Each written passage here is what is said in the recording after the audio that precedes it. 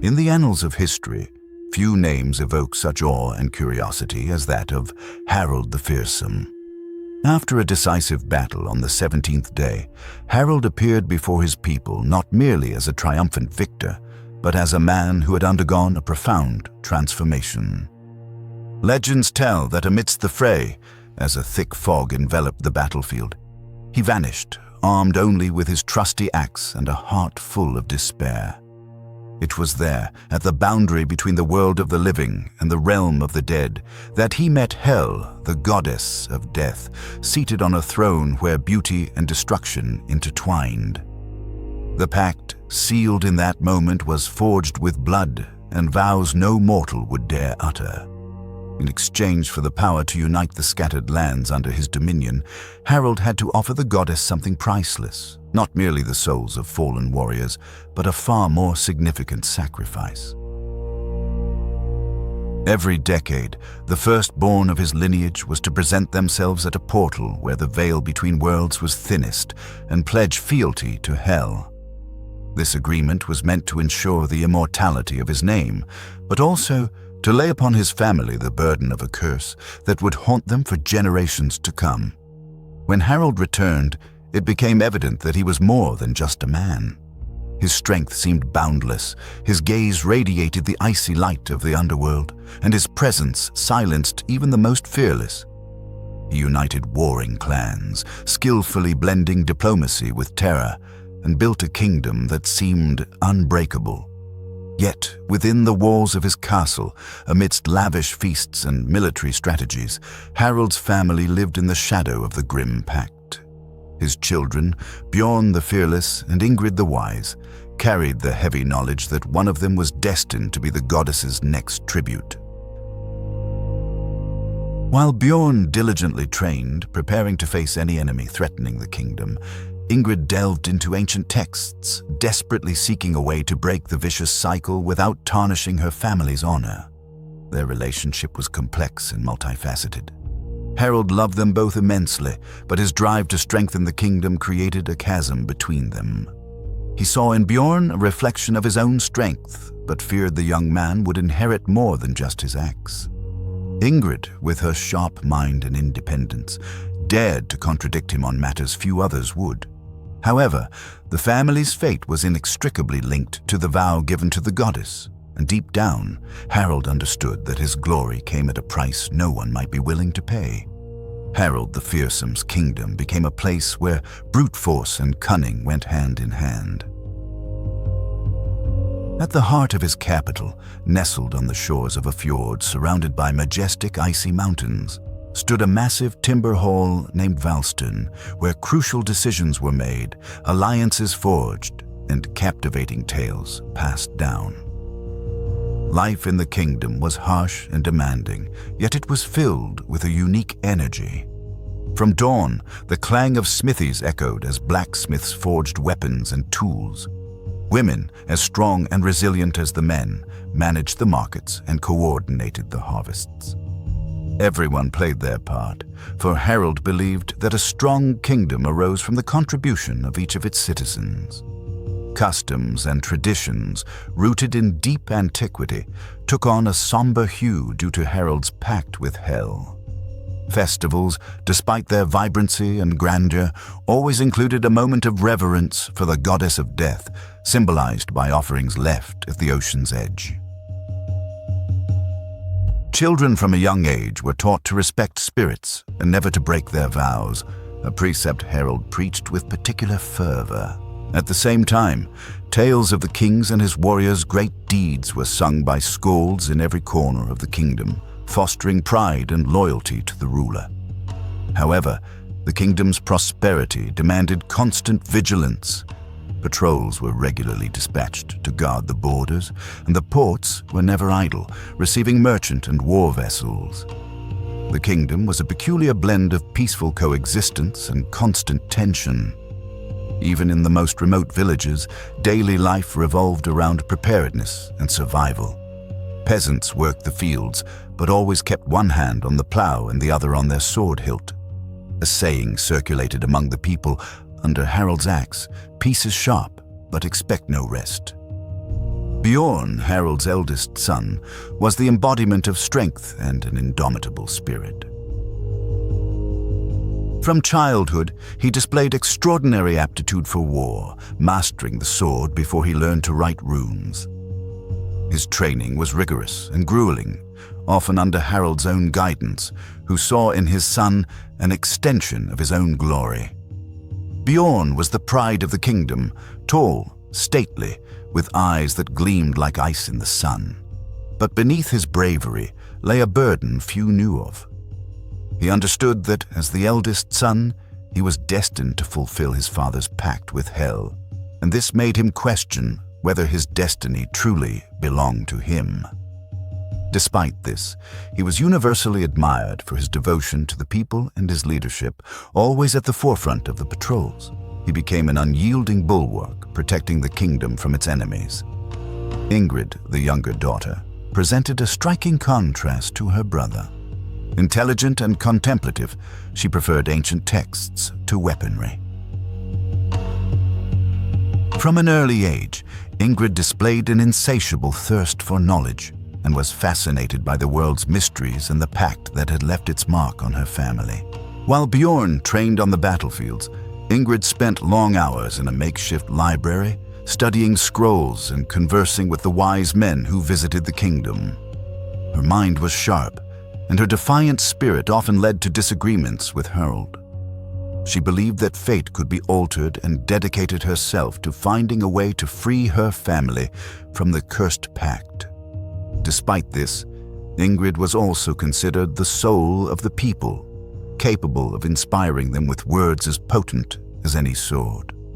The relationship between Bjorn and Ingrid was characterized by both intensity and complexity. Bjorn held deep admiration for his sister's sharp mind, but often feared her daring ideas could jeopardize the kingdom's well-being, especially when she voiced the possibility of challenging Hel herself.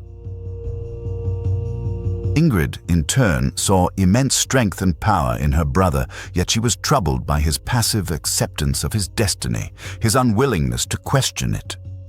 This contrast in views created constant tension between them, but at the same time, it forged an unbreakable bond.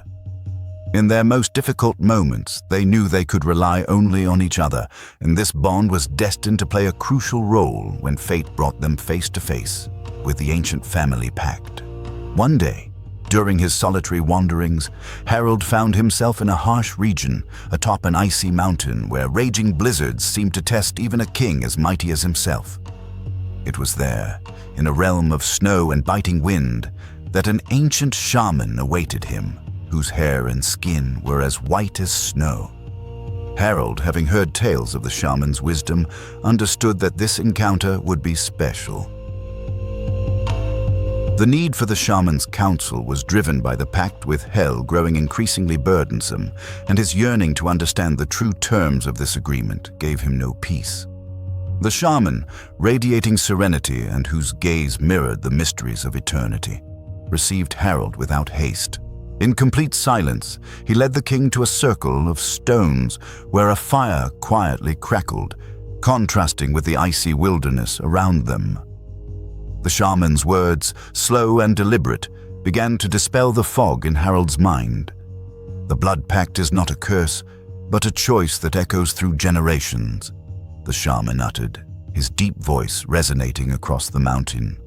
Hel does not seek the demise of your lineage, but the sacrifice must be offered with honor and sincere intent. These words resonated deeply within Harald's heart, but he still felt he needed to do more to break the vicious cycle of suffering.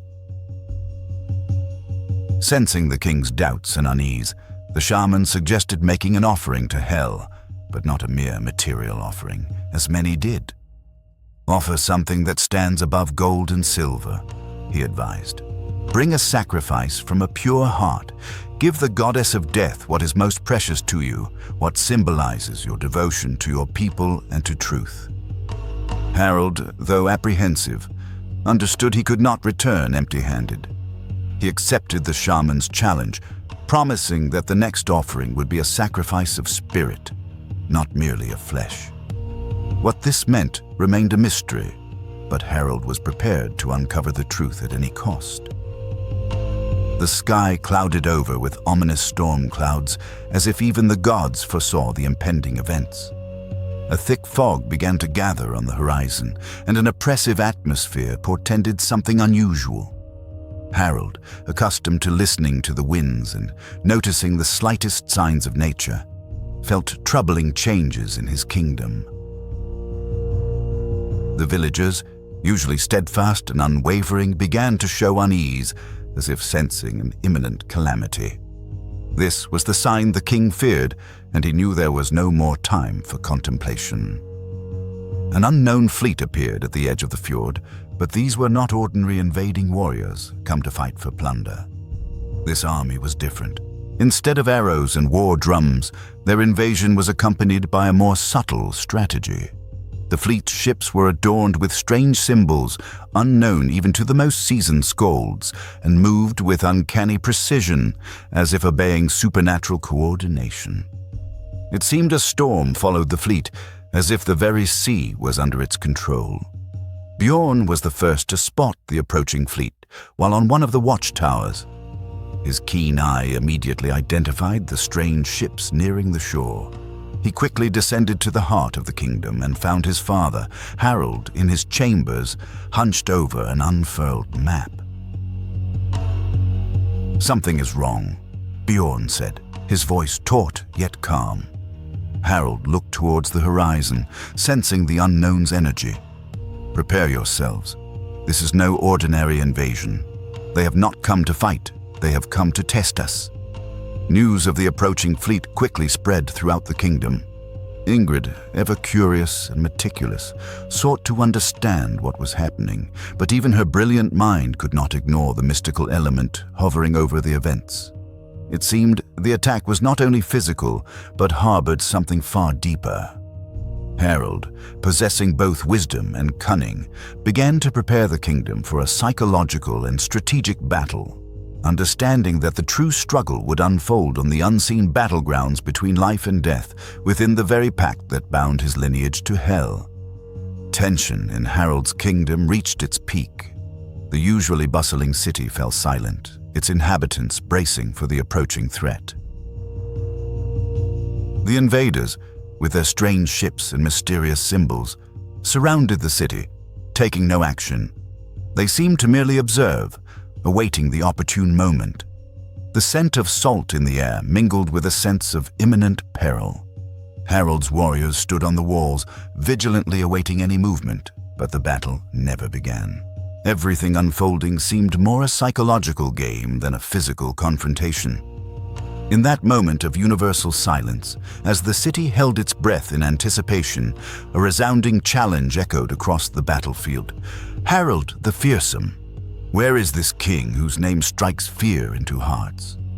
The enemy's voice carried not just defiance, but a primal power, as if the goddess Hel herself spoke through his lips. The appearance of the one who shouted these words was striking. Raven-black hair framed his face, and his piercing, icy eyes held an abyssal void, ready to consume the soul of anyone who dared to look into them.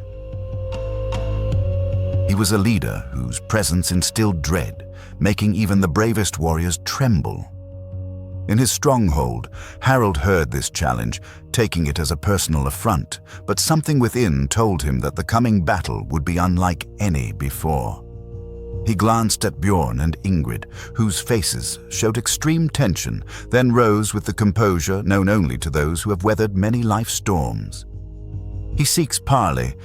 Prepare for what is to come," he stated.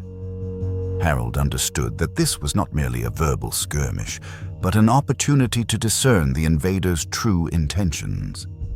The city was surrounded, but in Harald's heart, a certainty grew that the true battle would unfold not on the battlefield, but in verbal contests. The impending silence was merely a prelude to what was to come. The leader of the enemy army, shrouded in a dark aura, was known as Helder, Lord of Shadows. The darkness of the underworld mirrored in his piercing eyes, and a spirit of mystery hung about him, like an approaching storm. Approaching Harald's halls, Helder presented himself in all his grandeur, as if fate itself had appeared before the king. He knew that every word he uttered would carry far more weight than the sharpest blade. "Harald the Fearsome," Helder began, his voice deep and commanding, "I have not come to seize lands or treasures. No, my goals extend far beyond to that which defies death itself." He paused, fixing his gaze on Harald, as if every word was carefully weighed for maximum impact. "You, great Harald, forged a pact with the goddess Hel. I have not come to destroy your kingdom, but to expand my dominion.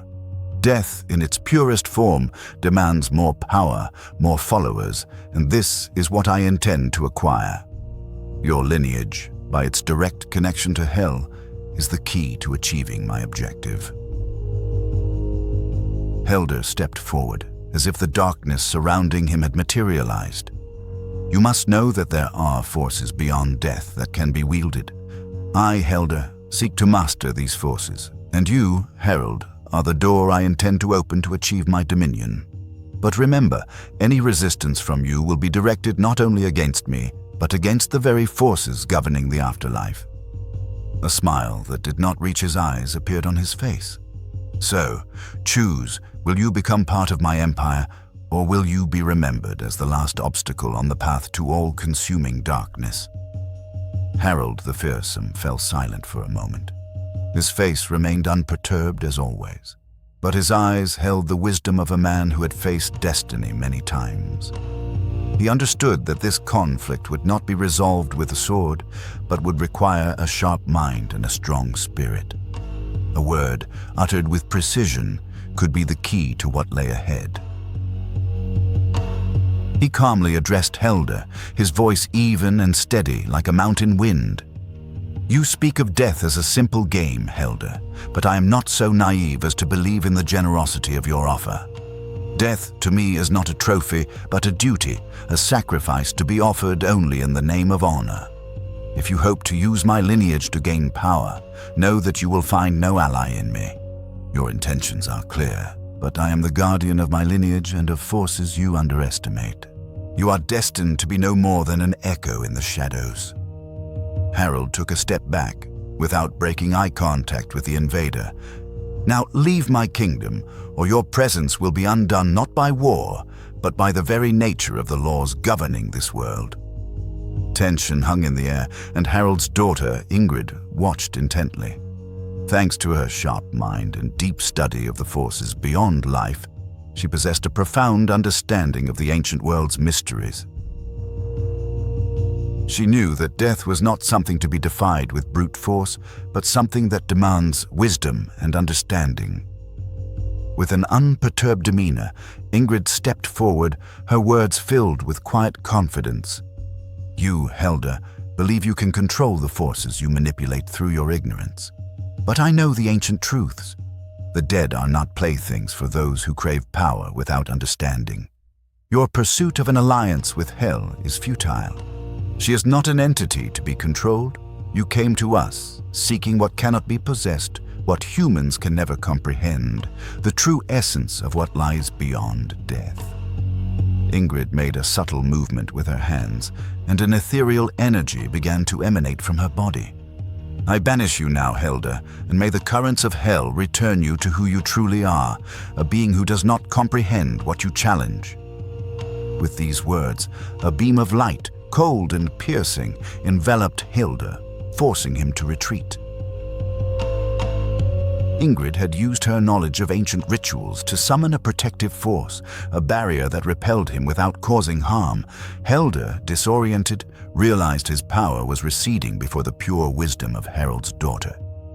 After the enemy forces retreated, the chilling wind that had tormented Harald's lands gradually subsided. Tension in Harald the Fearsome's kingdom eased, yet something ominous lingered in the air. The silence of the abandoned battlefield seemed to carry an unseen burden, a premonition that the great battle was not yet over. Harald's subjects tasted victory, but not peace. Ingrid, whose perception was always keen, gazed at the horizon with a grim, almost detached expression. She understood that despite Helder's retreat, The true test was yet to come. The ancient texts and rituals she had studied indicated that Helda's invasion was not an ordinary military campaign. His appearance, his attempts to seize power, everything indicated that something far greater was at stake. At that moment, she approached her father, who was resting by the hearth, and spoke words that carried a wisdom beyond her youthful years. "Father, what we have endured was merely a warning. Helda did not come for simple conquest, but for a deeper purpose. His ambition to control death is not mere lust for power. He seeks something that disrupts the balance of creation. You must journey to the most unassailable mountain, to the highest peak where the wind pierces to the bone and solitude is absolute. Only there, at the very crown of the world, can what must be done be performed." Harald, whose gaze had always been resolute and unwavering, looked at Ingrid with a tranquility that was hard to fathom. He understood the full import of her words. Ingrid's proposal was not an easy one. She asked not merely for a physical feat, but for something far deeper, an act that would challenge Harald's very essence. He looked at her with a gaze that reflected his understanding of what was at stake. The pact with Hel, the trials of his lineage, and the winds of death that now blew with renewed force. Everything converged in this moment. "Ingrid," he said in a voice filled with unwavering calm, "I knew we would come to this. I understand what must be done, but I also realize this decision is not an easy one. What you ask of me, my daughter, is not merely a display of valor, but an act of self-abnegation. Death, the goddess who holds sway over our souls, demands not only tributes, she demands devotion, and if my sacrifice brings peace to the kingdom and to my lineage, I am prepared to do whatever is required." Casting a final look at his daughter, Harald rose, his gaze fixed on the horizon, and a sense of inevitability enveloped his being. The icy mountain with its perilous peaks awaited him. The fate of his people depended on the sacrifice he was about to make. Ingrid understood that her father would never return the same, but at the same time, she realized that this was the only way to ensure that Harald the Fearsome's story would become a legend never to be forgotten. The wind sliced Harald's skin like sharp blades, but he felt no pain. The chill of this mountain, the highest peak in all the lands he ruled, seemed to embody the solitude of his destiny. The sky, painted in somber hues, reflected the gravity of the moment. Harald the Fearsome was no longer a man who had known the triumph of battles or the grandeur of his people. He now faced a force incomprehensible to mortals, ready to fulfill the final clause of a pact made long before his birth. He entered the majestic stone hall, where his children awaited him, and the silence that hung between them was unbearable. Bjorn, with his resolute and proud gaze, approached his father. His eyes, so like Harald's, mirrored the pain of an unavoidable farewell. Ingrid, with her serene face and understanding soul, remained apart, observing with the wisdom that had always distinguished her. Harald knelt before his children. He knew he would not return. His path was now solitary, irreversible. "Bjorn, Ingrid," he said, his voice soft, yet imbued with unwavering strength, "the kingdom you inherit will be free from the burden I carry. I leave you my love, my strength, and my honor. May Ingrid's wisdom and Bjorn's bravery lead this kingdom to a future where the shadow of death will no longer haunt us." Bjorn, with his characteristic strength, silently embraced his father, sensing the gravity of the moment. Ingrid simply looked at him with a look of profound understanding, as if she already knew what was to come. She gently took Harald's hands, and her words were a whisper, yet filled with power. "May your sacrifice be accepted, Father. May you find peace in eternity and leave us the strength to follow your path." Without uttering another word, Harald departed, heading towards the icy mountain, his body prepared for what was to come. The highest peak awaited him, a place of absolute silence where the winds seemed to carry voices from the other world. Reaching the summit, he knelt before a stone altar, an ancient place imbued with primal energy, where ancestors had once forged agreements with the goddess Hel. With a resolute heart, he looked up at the sky, allowing the snow to cover him. Hel, the goddess of death, appeared before him, shrouded in a cloak of shadows. "Harald the Fearsome," she spoke, her voice echoing in his soul, "you have come in the name of salvation. Your sacrifice is not only your life, but the future of your lineage. I accept your gift, but know that your journey will not be in vain." Harald closed his eyes and, taking one last deep breath, yielded his soul, fulfilling the pact. The earth trembled beneath his feet, and the sky was bathed in a golden dawn. His lineage, his kingdom, were freed from the clutches of evil, but he himself was no longer among the living. His presence, however, remained as a legend, echoing in the icy mountain wind. And so, Harald the Fearsome's kingdom was reborn under a new banner of peace and prosperity, where the shadows of death no longer threatened his lineage.